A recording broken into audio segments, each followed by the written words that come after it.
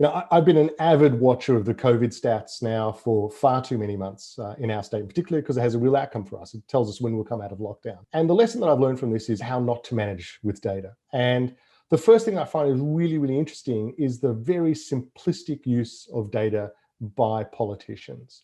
And they completely miss what's happening with the numbers, where it's happening, why it's happening, and they don't give any of the context behind it. And so we've been managing our state and our lockdown purely on the number of cases per day. But what's really missing from this is all the other data that makes a difference in determining how long lockdown should go for and how stringent that lockdown should be. For example, hospital caseloads. So are our hospitals actually coping?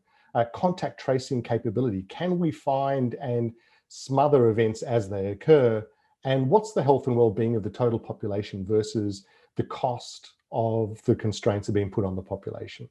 And so none of that's included in the data that we see day to day that sort of champions the causes of lockdown. For me, there's a real impact on this. And the real impact is that at some point, everything changes. The people who you're trying to work with, your employees, your constituents, all of a sudden start to make up their own numbers and their own benchmarks. And the clearest case for us in Victoria is now comparing ourselves to New South Wales. Our cases, daily cases, are fairly similar, but we continue to live in the world's harshest lockdown, whereas they have a much freer, simpler go-to-work policy and the ability to work under COVID. And I think, for me, those are the three things that matter.